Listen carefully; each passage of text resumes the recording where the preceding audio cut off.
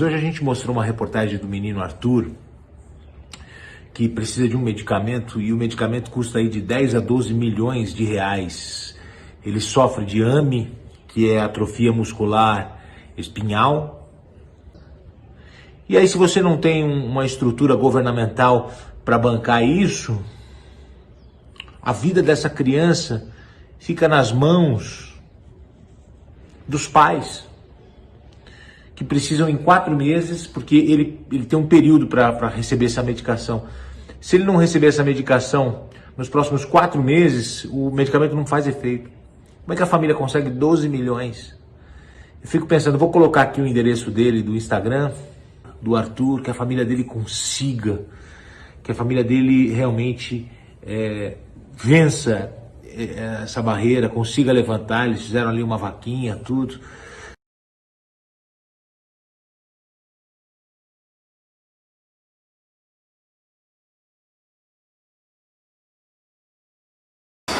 O ministro do Supremo Tribunal Federal, Alexandre de Moraes, determinou que contas em redes sociais de bolsonaristas sejam retiradas do ar no mundo inteiro. O Twitter bloqueou as contas internacionais, mas disse que vai recorrer. O Facebook não acatou a decisão e manteve as contas internacionais. O tema de hoje é: o STF tem poder de bloquear redes sociais em outros países?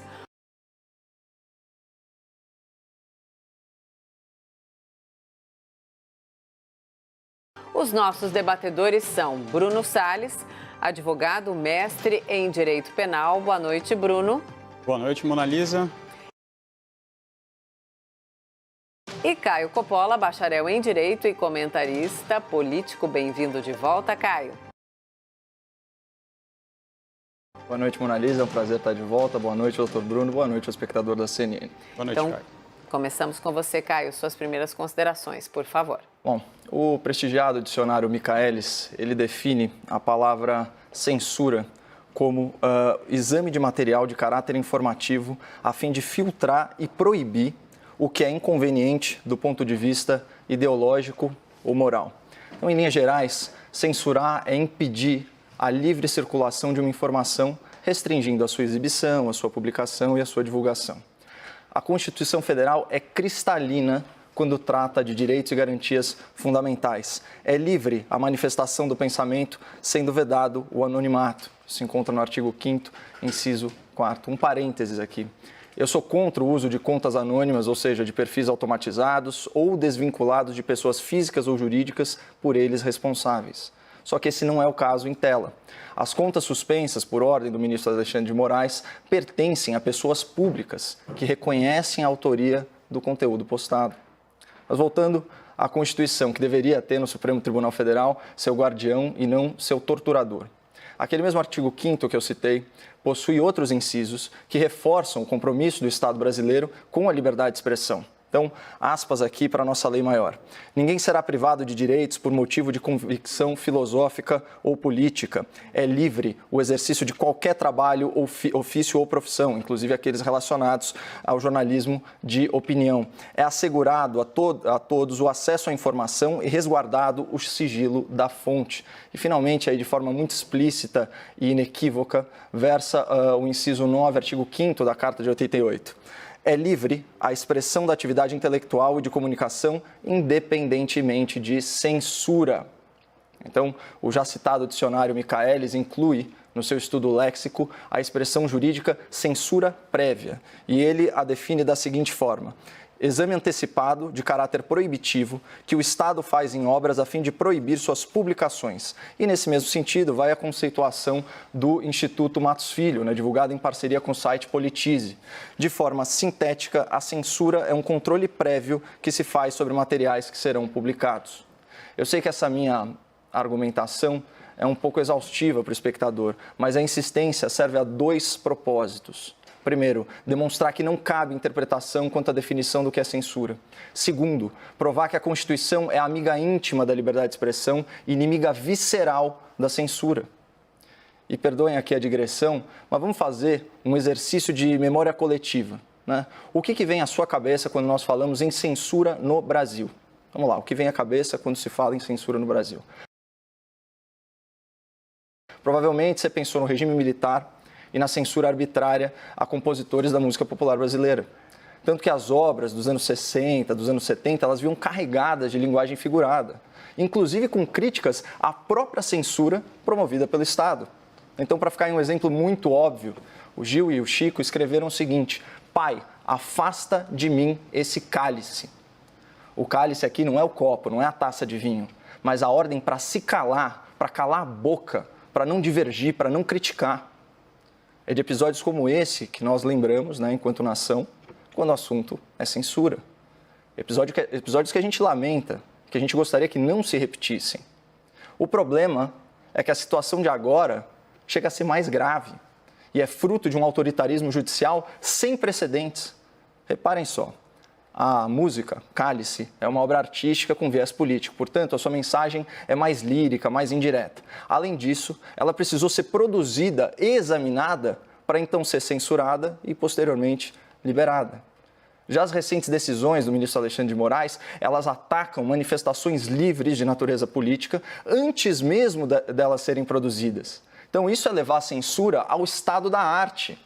O controle estatal ele continua sendo prévio, mas ele não se dá mais em razão do conteúdo, mas com base no emissor da mensagem, quem fala, quem diz. Ou seja, ao suspender contas pessoais em plataformas online, um juiz está literalmente dizendo que tudo que aquela pessoa fala é ilegal, ou tudo que ela vai falar é ilegal. Isso não é direito, isso é juízo antecipado, é julgamento de erro futuro, ou seja, é um absurdo lógico.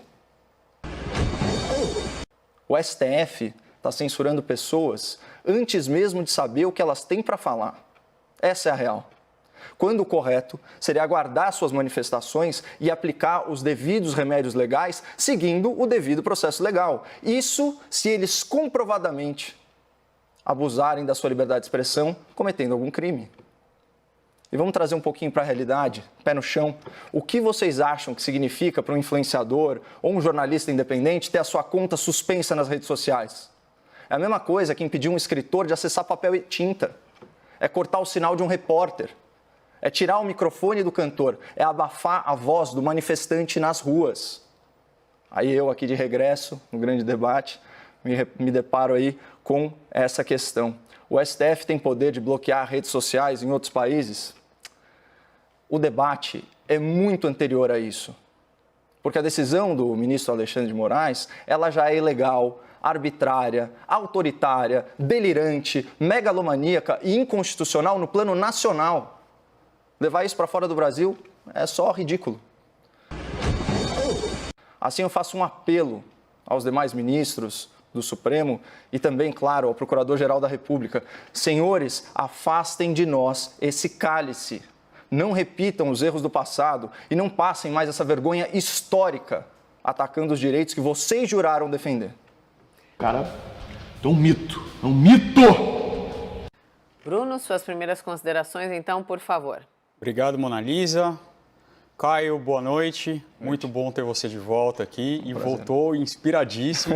Parabéns pela sua fala inicial.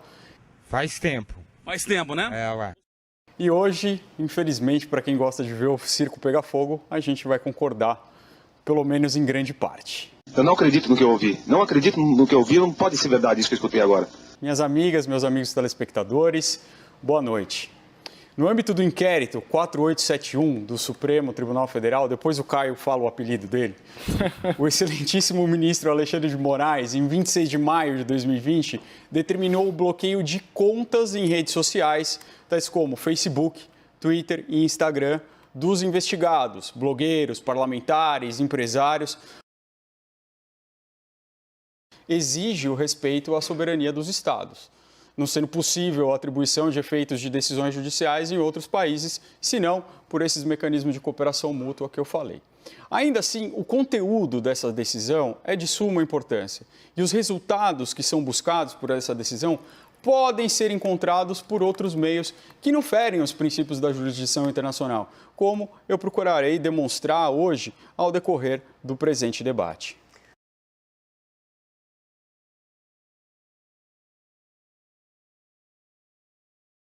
Vamos então ao debate. Bruno e Caio, por favor. Bom, Analisa, quando a gente fala em direitos e garantias fundamentais, fica sempre aquela ideia um pouco etérea, né? Aquela coisa programática da nossa Carta de Direitos, da nossa lei maior, mas também a Constituição, quando ela trata especificamente no seu capítulo sobre comunicação social, ela diz o seguinte no seu artigo 220, só para repisar mesmo o argumento e para mostrar o absurdo que é um ministro que deveria ser guardião, né, dos dispositivos constitucionais, atentar contra eles como verdadeiro algoz da liberdade de expressão. Aspas, a manifestação do pensamento, a criação, a expressão e a informação, sob qualquer forma, processo ou veículo, não sofrerão qualquer restrição, observado o disposto nessa Constituição. E aí o parágrafo 1º diz o seguinte, nenhuma lei conterá dispositivo que possa constituir embaraço à plena liberdade de informação jornalística em qualquer veículo de comunicação social, observado o disposto no artigo 5º, e eu já trouxe aqui para o espectador da CNN os respectivos incisos. O parágrafo 2º, por sua vez, diz que é vedada toda e qualquer censura de natureza política, ideológica e artística. É como se o ministro Alexandre de Moraes tivesse feito um bingo de inconstitucionalidade. Porque ele consegue transgredir o caput, o parágrafo 1º, o parágrafo 2º, pelo menos uns 10 incisos. É um absurdo. E é tão louco. Pegando a decisão, né, ele escreve que os perfis são alvo, né, de investigação e de pedido de bloqueio porque, aspas, atingem a honorabilidade e a segurança do Supremo Tribunal Federal, de seus membros e familiares, extrapolando a liberdade de expressão. Quanto à segurança, eu não vou nem entrar nesse mérito, porque há, de fato, crime de ameaça, e ele é de fácil apuração. Agora, honorabilidade, o que atinge a honorabilidade do ministro, não são as críticas que se fazem a ele, ou a eles, ou ao colegiado, é a sua própria conduta. E a sua contradição. Mona Lisa, se você me permite, eu só quero trazer aqui para o espectador uma fala desse mesmo ministro Alexandre de Moraes em plenário. Olha o que ele disse em outra situação, mostrando o quê? Casuísmo, aspas. Quem não quer ser criticado, quem não quer ser satirizado, fique em casa. Não seja candidato, não se ofereça ao público, não se ofereça para exercer cargos públicos. Cargos políticos. Essa é uma regra que existe desde que o mundo é mundo, que parece que, convenientemente, ele esqueceu ao ser criticado. Querer evitar isso por meio de uma ilegítima intervenção estatal na liberdade de expressão é absolutamente inconstitucional. Portanto, o próprio ministro, nas suas próprias palavras, atesta o ridículo dessa decisão, o absurdo dessa decisão. Por isso que eu digo, o debate não devia nem falar sobre jurisdição de STF internacional, ele é anterior a isso. O que eles estão fazendo é uma loucura jurídica, é de uma arbitrariedade sem par nessas matas. É pior que a censura do regime militar que eles tanto criticam.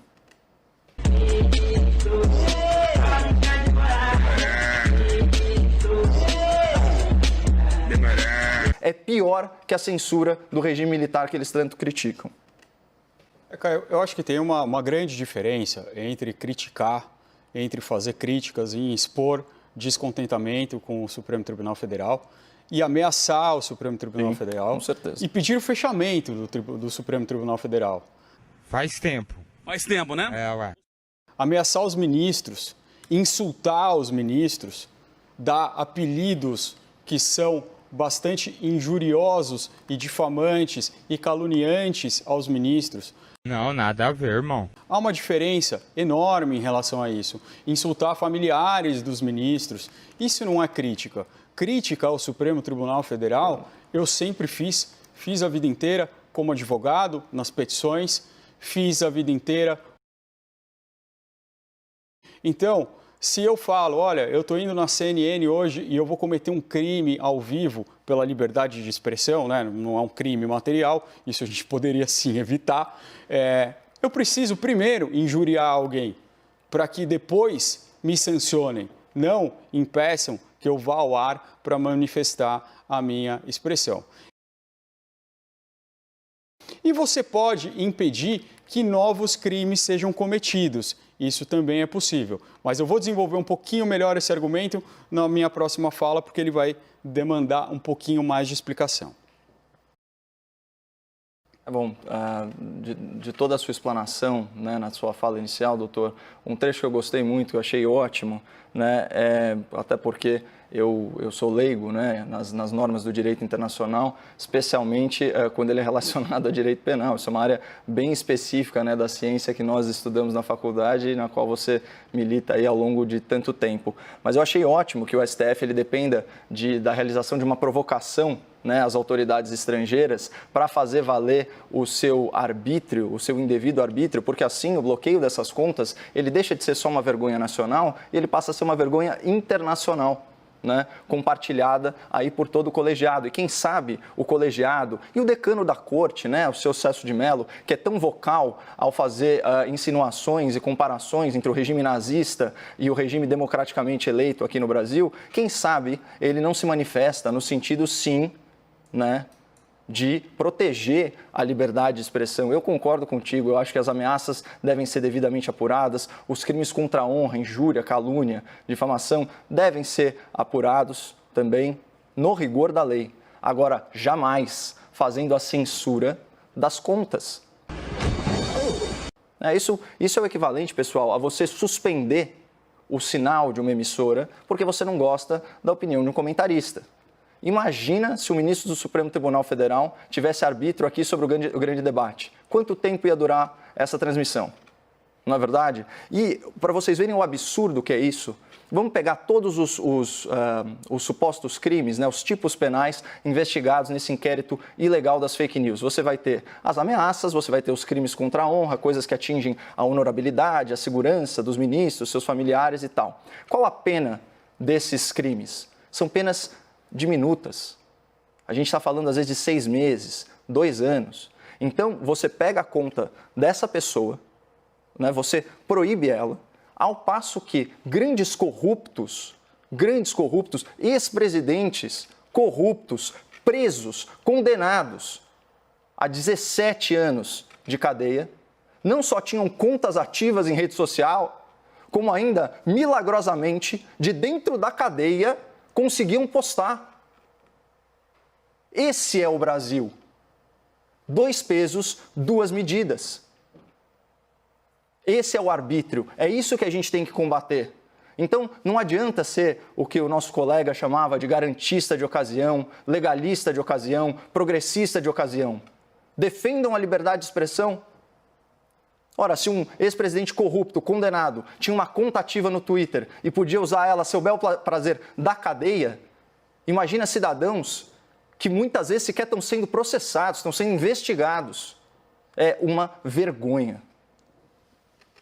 Isso é uma vergonha. Caio, parece que o presidente Lula tinha uma assessoria de informação que postava coisas, né? Não era ele, primeira pessoa. Ele estava ali sob bastante vigilância naquela época, e a pessoa que estava comandando ali o Twitter do presidente Lula não parecia estar cometendo crimes por meio da conta dele. O que é uma diferença bastante sensível em relação a essas pessoas em que a Polícia Federal descobriu uma rede organizada para o cometimento de crimes. O quê? Isso é fake news, porra! Está aqui a distinção, né? Por isso que se chama uma medida de cautela.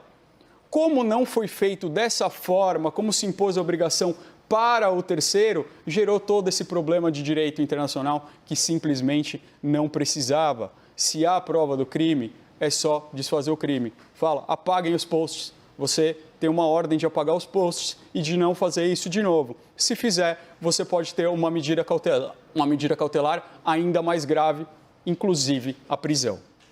Mas é exatamente esse o ponto, doutor. Esse é o remédio, sabe? Então, se for para ser arbitrário, o limite da arbitrariedade seria de forma cautelar, de forma liminar, né, a exclusão desse post da rede social, a discussão sobre esse post, discussão jurídica, né, e depois a reparação de danos, né, ou a resposta penal, no caso dos crimes contra a honra, por exemplo, ou se for um crime de ameaça, mas nunca, jamais, a suspensão da conta. Até porque se a pessoa ficar, enfim, cometendo reiteradas infrações, a pena ela vai sendo aumentada nos limites dessa legislação garantista que nós temos aí. Então, vamos lidar com elas. A gente já tratou aqui do rigor excessivo, né, que o Supremo Tribunal Federal resolveu usar ao ressuscitar o chamado entulho autoritário da Lei de Segurança Nacional para enquadrar ativista política, por mais radical e extrema que ela ou ele sejam. E aqui, de novo, eu vou trazer mais um trecho desse trabalho bacana aí do Politize com o Instituto Matos Filho. Fala o seguinte, olha, uma matéria jornalística ou um post em rede social, tanto faz, que fira a honra de uma pessoa, pode ser posteriormente retirada de circulação e, caso seja veiculada, pode ser já a responsabilização de quem a propagou. Esse é um princípio básico de liberdade. Liberdade no Estado Democrático de Direito, ela é exercida com responsabilidade. Pessoas respondem pelo que elas falam. E só para fazer um parênteses aí sobre a questão do Twitter, pelos termos e usos da plataforma, a conta ela é necessariamente pessoal, quando ela é verificada. Então, se ele é feito em primeira pessoa, certo? O que está implícito é que ele mesmo está tweetando. Óbvio, se fosse a equipe dele falando, teria que toda vez estar escrito equipe Lula ou alguma coisa desse tipo, o que claramente não era o caso. E também falar que os nazistas subiram ao poder de forma completamente democrática é de uma ingenuidade total, porque eles usavam inclusive milícias, organizações paramilitares, eles proibiram aí os demais partidos, usaram de muita violência, o que certamente não é o caso. Eu vejo as pessoas, os apoiadores do presidente da República, só empunharem cartazes, né? Não estou vendo nenhuma milícia paramilitar aí hostilizando pessoas, muito menos perseguindo minorias ou grupos de oposição. Então, eu acho que, sob qualquer circunstância, a comparação é absolutamente indevida. Vamos para os argumentos finais. Bruno, começamos Obrigado, com você. Também acho, Caio, também acho. Só pontuei que foi eleito. Também houve uma eleição lá. Se a eleição foi suja, se utilizaram artifícios que violaram a democracia, isso é outra coisa que a gente pode discutir. Mas foi eleito, né? Não subiu com um golpe. Bom, eu acho que o ponto aqui é que, para encerrar, é sobre falar sobre esse suposto garantismo e o suposto rigor que o Supremo Tribunal Federal está impondo nessa investigação. Olha, eu vou dizer que nessa investigação o ministro Alexandre de Moraes está sendo muito, mas muito garantista e cauteloso. Eu te dou um exemplo, Caio. Depois que ele mandou derrubar essas contas, né, vários desses blogueiros criaram novas contas, fizeram outros artifícios para que eles pudessem driblar essa decisão do Supremo Tribunal Federal. É muito comum, em casos semelhantes, quando o judiciário dá uma ordem ao terceiro, manda bloquear bens, manda bloquear valores de um banco, se essa pessoa é pega tentando driblar essa decisão, passando dinheiro para outro banco, passando dinheiro para a família, passando dinheiro para a esposa, é muito comum a prisão dessa pessoa. Na festejada Operação Lava Jato, isso aconteceu várias vezes em Curitiba, no Rio de Janeiro, tem vários precedentes. Nesse caso, poderia, por essa mentalidade, que não é a minha, ser decretada uma prisão preventiva.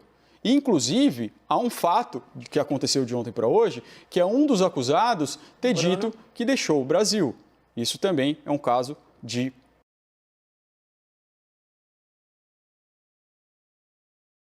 claro de cautelaridade que poderia ensejar uma prisão, que eu não concordo, mas que acontece muito por aí.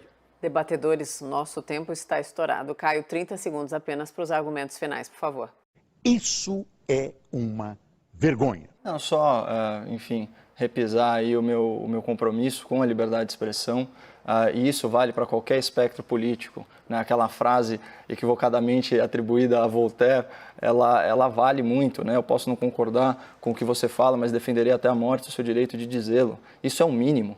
Sem isso, você empobrece o debate público. Nesse mesmo sentido, a ditadura do politicamente correto e todas as formas de cerceamento de discurso, isso tem que ser varrido aí da arena pública para a gente amadurecer enquanto democracia. Isso é basilar e é uma pena que a alta cúpula do judiciário não tenha se dado conta do desserviço que eles estão prestando não só à justiça, mas à democracia brasileira. Obrigada, debatedores. Bom fim de semana, Bruno e Caio. Obrigado. Bom final de semana. Bom final de semana. Obrigada. Bom fim de semana, Caio Junqueira. Também, Mona Lisa, para todos que nos assistem, excelente final de semana, bom descanso, boa diversão com a família, com todo mundo. É isso aí. Até segunda, gente. Essa é a CNN.